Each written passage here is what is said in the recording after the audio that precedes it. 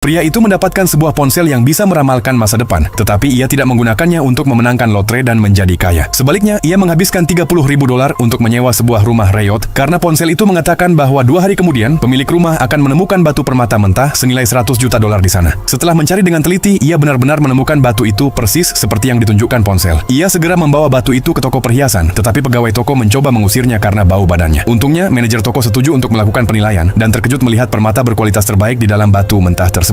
Manajer menawarkan $1 juta untuk membelinya, tetapi pria itu langsung berkata ia akan pergi. Saat itu juga, pemilik toko datang. Setelah memeriksa batu itu sendiri, pemilik berkata nilainya setidaknya $200 juta. Manajer terpaksa membelinya dengan harga tersebut. Ternyata, manajer sebelumnya mencoba menawar rendah karena ia pernah tertipu membeli proyek gedung yang belum selesai seharga $500 juta.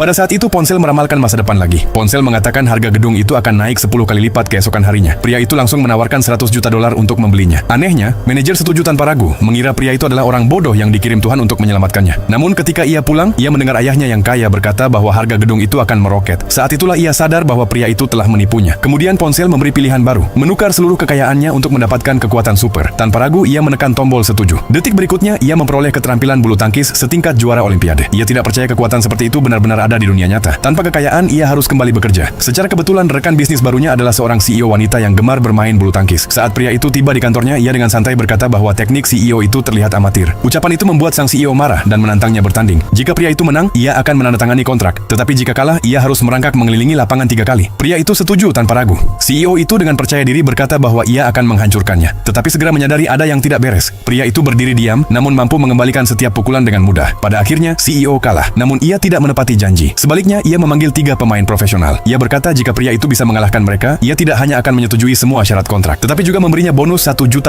Meski mendapat serangan sengit, pria itu tetap berdiri di tempat dan mengembalikan setiap pukulan, bahkan sambil menonton video pendek di ponselnya. Setelah tenaga lawannya habis, ia melompat dan melakukan smash sekali pukul. Semua orang terkejut melihatnya.